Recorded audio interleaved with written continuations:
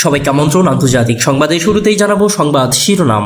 সুস্থ থাকলে খালেদা জিয়াই নির্বাচনে অংশ নেবেন, এনডিটিভিকে বললেন মির্জা ফখরুল ইসলাম আলমগীর। এরপরেই জানাবো নতুন প্রধান বিচারপতির শপথ গ্রহণ আজ। এরপরই জানাবো নিয়ন্ত্রণ হারিয়ে ফ্লাইওভার থেকে বাস ছিটকে পড়ে গেল নিচে। এরপর জানাবো আন্দোলনকারীদের বিরুদ্ধে করা মামলা দ্রুতই প্রত্যাহারের দাবি। আরও জানিয়ে দেব আবারও গাজার স্কুলে ইসরায়েলের হামলা, নিহত অন্তত 70 জন।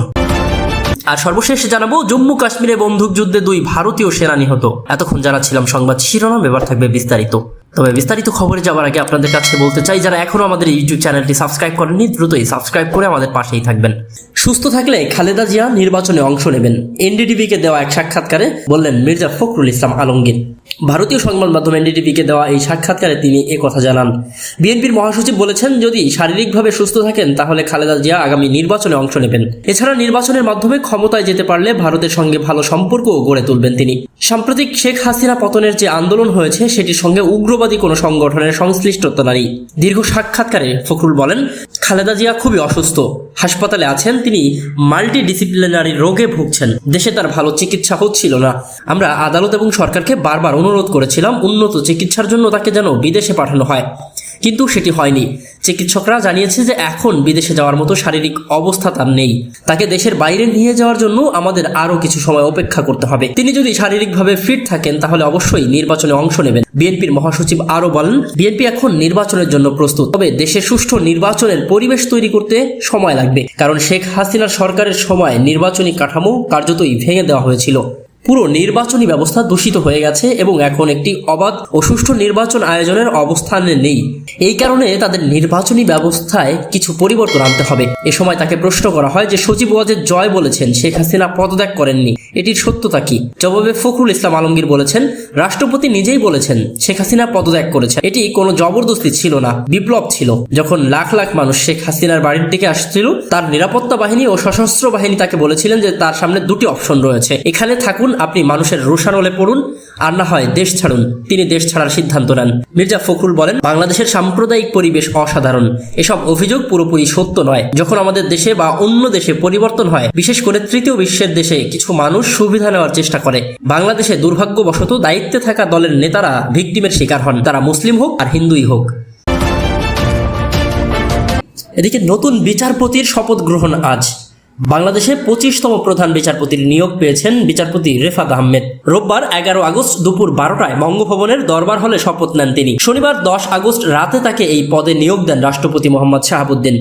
আইন মন্ত্রণালয়ে এই সংক্রান্ত প্রজ্ঞাপন জারি করা হয়েছে। প্রজ্ঞাপনে বলা হয়েছে, সংবিধানের 95/1 অনুচ্ছেদ প্রদত্ত ক্ষমতা বলে রাষ্ট্রপতি হাইকোর্ট বিভাগের বিচারপতি রেফাত আহমেদকে বাংলাদেশের প্রধান বিচারপতি নিয়োগ দিয়েছেন।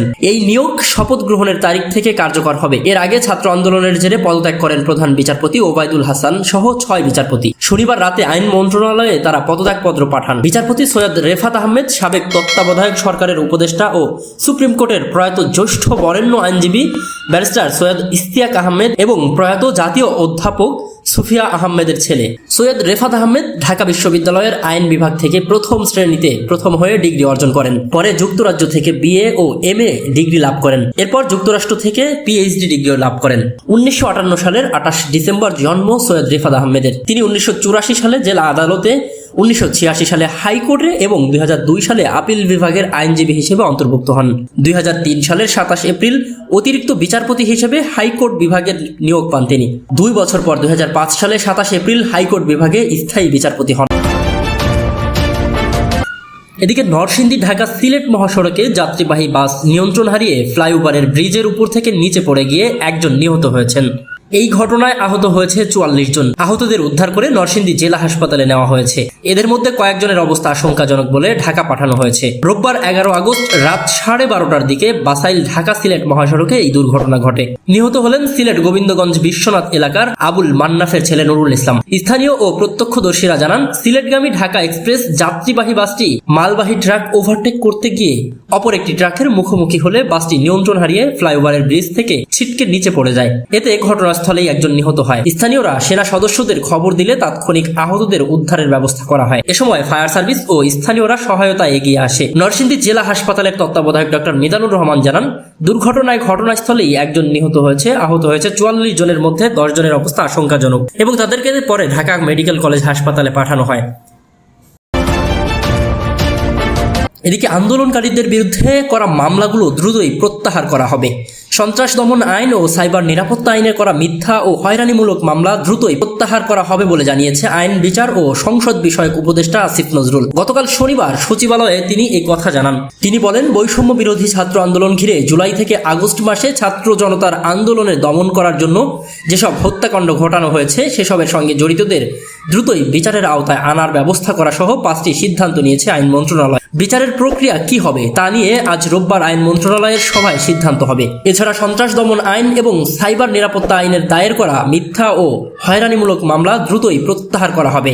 একই সঙ্গে 1 জুলাই থেকে 5 আগস্ট পর্যন্ত ছাত্র জনতা আন্দোলন দমন করতে যেসব ফৌজদারি মামলা হয়েছে সেগুলো তিনি কর্মদিবসের মধ্যেই প্রত্যাহারের সিদ্ধান্ত হয়েছে বলেও জানান। ইতিমধ্যে সব মামলা প্রত্যাহারের প্রক্রিয়া শুরু হয়ে গেছে বলেও গণমাধ্যমকে আইন বিচার ও সংসদ বিষয়ক উপদেষ্টা জানিয়েছেন। গতকাল শনিবার প্রথম সচিবালয়ে অফিস করেন অধ্যাপক আসিফ নজরুল। তিনি আইন ও বিচার বিভাগের কর্মকর্তাদের সঙ্গে সভা করেন।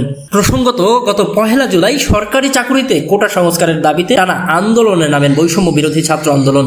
এরপর 16 জুলাই রংপুরের কোটা সংস্কার আন্দোলন ঘিরে সংঘাতে পুলিশের গুলিতে আবু সাইদ নিহত হন। এই ঘটনার ভিডিও ছড়িয়ে পড়ার পর সারা দেশে আন্দোলন জোরদার হয়। এক পর্যায়ে কোটা সংস্কার আন্দোলনের প্ল্যাটফর্ম বৈষম্য বিরোধী ছাত্র আন্দোলনে সরকার পদত্যাগের 1 দফা দাবিতে আন্দোলনের নামে 5 আগস্ট প্রধানমন্ত্রী পদ থেকে পদত্যাগ করেন শেখ হাসিনা। ছাত্র আন্দোলন ঘিরে গত 16 জুলাই থেকে 4 আগস্ট পর্যন্ত সংঘাত সহিংসতায় 331 জনের মৃত্যুর খবর পাওয়া গেছে। আর 5 আগস্ট সরকার পতনের পর থেকে গত বৃহস্পতিবার পর্যন্ত 247 জন মারা গেছে। এই নিয়ে 25 দিনে মোট 578 জন নিহত হয়েছে। ছাত্র আন্দোলনের শুরু থেকে 1 আগস্ট পর্যন্ত 272টি মামলা দায়েরের তথ্য পাওয়া গেছে।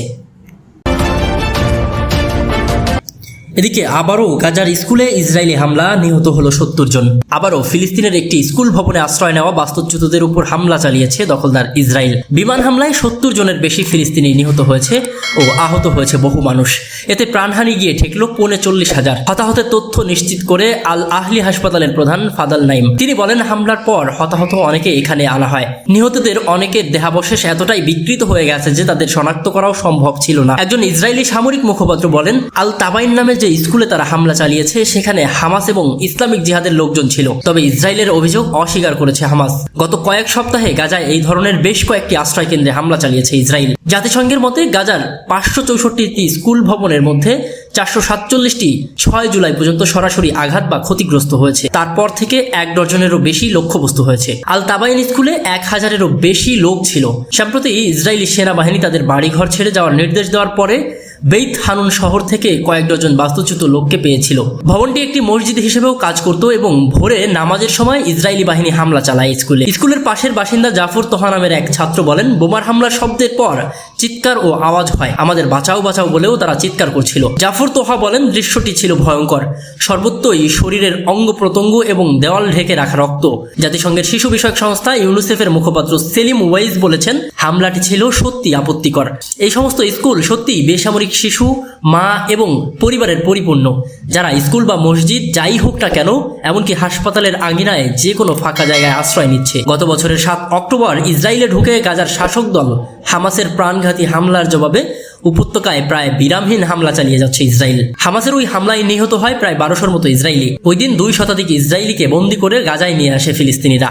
ওই হামলার প্রতিক্রিয়ায় গাজায় নির্বিচারে হামলা শুরু করে দখলদার দেশ ইসরায়েল। তাদের হামলা থেকে রেহাই পায়নি শিক্ষা প্রতিষ্ঠান, হাসপাতাল, মসজিদ কিংবা গির্জার মতো বেসামরিক স্থাপনাও। 10 মাসেরও বেশি সময় ধরে চলা এই হামলায় এখনো পর্যন্ত 39,790 জন ফিলিস্তিনি নিহত হয়েছে। আহত হয়েছেন 92,200 জন। এদিকে জম্মু কাশ্মীরে বন্দুকযুদ্ধে 2 ভারতীয় সেনা নিহত। জম্মু ও কাশ্মীরে অনন্তনাগ জেলায় বন্দুকযুদ্ধে ভারতের 2 সেনা নিহত হয়েছে। আহত হয়েছেন 1 সেনা সহ 2 বেসামরিক নাগরিকও। শনিবার 10 আগস্ট ভারতীয় সংবাদ মাধ্যম এনডিটিভির এক প্রতিবেদনে এই তথ্য জানা গেছে। পুলিশ জানিয়েছে, আজ বিকেলে অনন্তনাগ জেলার আহলাদ গাদোলো এনকাউন্টার শুরু হয়। কুকেরনাক মাহকুমার জঙ্গলে সন্ত্রাস বিরোধী অভিযান চালানোর সময় এই বন্দুকযুদ্ধ হয়। সেনাবাহিনীর স্পেশাল ফোর্স প্যারাট্রুপার্স এই অভিযানে অংশ নেয়। যাদের বিরুদ্ধে অভিযান চালানো হচ্ছে তারা বিদেশি নাগরিক বলে সন্দেহ করা হচ্ছে। গত 1 বছরের মধ্যে কোকেরনাগে এটি দ্বিতীয় বড় হামলার ঘটনা। এর আগে গত বছরের সেপ্টেম্বরে কোকেরনাগে গোলাগুলিতে এক কমান্ডিং অফিসার, সেনাবাহিনীর মেজর এবং পুলিশের ডেপুটি সুপারিনটেন্ডেন্ট নিহত হন। ভারতীয় সেনাবাহিনী চিনার কার্পস মাইক্রো ব্লগিং সাইটে এক্সে লিখেছে, সন্ত্রাসীদের নির্বিচার ও বর্বর হামলায় 2 বেসামরিক মানুষ আহত হয়েছে। তাদের তাৎক্ষণিক চিকিৎসা দেওয়ার পাশাপাশি সরিয়েও নেওয়া হয়েছে।